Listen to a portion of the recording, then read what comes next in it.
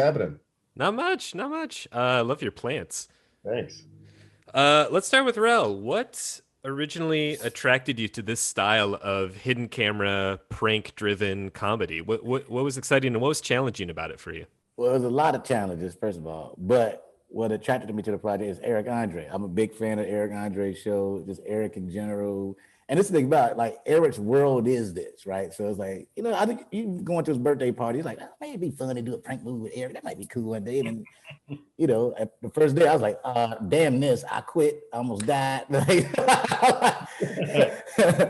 it's really is Eric Andre is so funny, and just to be a part of this was really fun. And it actually made me respect Eric even more, even just the way his writing style is, and just to see somebody who's known for just doing pranks to make a narrative prank movie. Like, we still had a great storyline in the movie, which is really cool, and it's hard in it, but it is one of the craziest experiences of my life. I don't think it's no movie I can do for the rest of my career that would compare to that trip.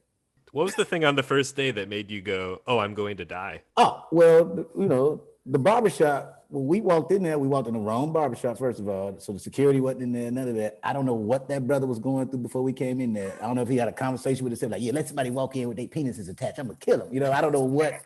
Because so specific. He was so enraged. Like, that we wanted to ask for help. He was like, excuse me, can you help us?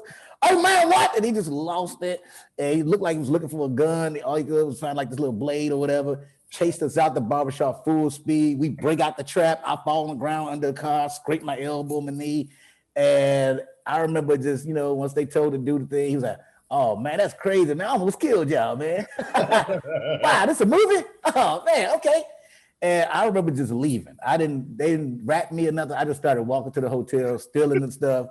Slowly taking stuff off. Yeah. This is like walking around with this fake penis out my jeans. I didn't care what people said. People honking their horn. I didn't give a damn. I was like, I am done. I called my team, and I called my kids, and then I called Tiffany. And then I didn't even know this part of the story, that when I called Tiffany, she called him.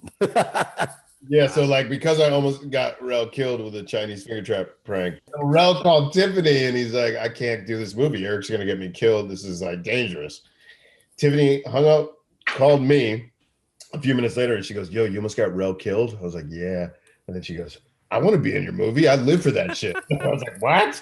So that's how we got, by almost killing Rel, we enticed Tiffany to be in the movie. I mean, thank you for your sacrifice, Rel. What a gift. But Tiffany's crazy, man. Like, she's what? I remember, and I'm venting to her, like, dang, Tiff, man, this is bullshit. Everyone's got the kid. She said, what? That part? And she was acting like, that's what makes it even crazy. She was like, what? I'm going to call Eric and tell him about himself. And she's like, don't put me in a movie, man. It's like, damn it. So this is one of the wilder movies I've ever seen. There are threats of violence, but Eric, at least compared to your show, it does have a very kind of sweet and wholesome core to it.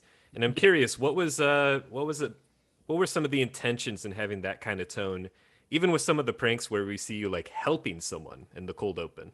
Right. Well, the Eric André Show does not operate like anything else. And the Eric André Show does not operate like the movie. The medium of a movie, you have to have real grounded characters that are sympathetic, because you're bringing the audience across 90 minutes of footage. Versus the Eric André Show, which is just 11 minutes, and I can be as criminally insane and psychotic as possible. I don't have to be relatable or sympathetic. There's no narrative. There's no storytelling.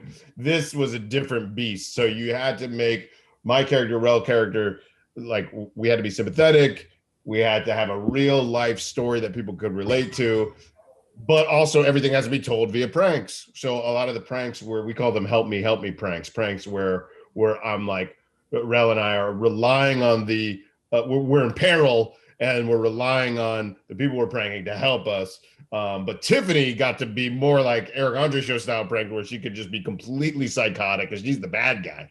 So she just gets to break glass and rip cop car doors off and hang me off a roof.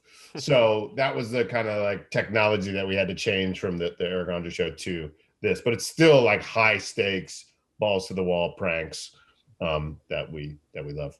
Yeah.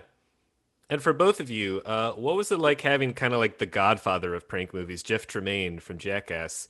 What do you feel like he brought to it, and what was it like having that voice on set? He was the master. I mean, he's like the master splinter. Like we came in, me and my team, my director Kitao, my writing partner Dan Curry, we would come in and like pitch all these like kind of like crazy ideas, and he was like, that's great. Those are funny pranks, but it doesn't make a movie. It doesn't make a movie. And he really like buckled down on like there has to be storytelling. You have to have a story told, even though it's pranks.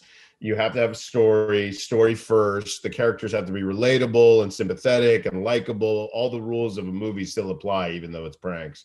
So we were really kind of resistant to that at first. And then we realized like, no, the pranks that are on story are the most rewarding pranks to watch. Like when Rel and I have a scene where there's a big falling out between our characters. I destroy the car. We have this big like kind of breakup scene.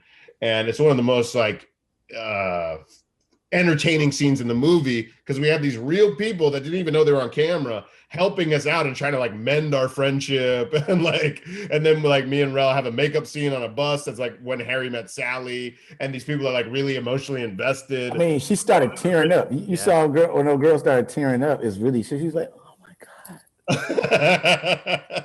It's like us just stare like him stop at the bus. Yeah. I like that. That was our Jerry Maguire moment. Yeah, totally. So Jeff brought that like 20 extra year experience to the table and all the trials and tribulations that he went through on 3 Jackass movies and Bad Grandpa. He was able to come and bring to us and be like, I'm telling you from experience, like this is what to do and what not to do in this situation. So yeah, he's the master. We learned. That's why like season 5 of the Eric André Show is like kind of the best season yet, because we use all his little tricks and tools and wisdom to make like the best pranks possible. So yeah, That's awesome. Thanks so much for your time, guys. Great talking to you. Thank you, Greg. Appreciate it. Thank you.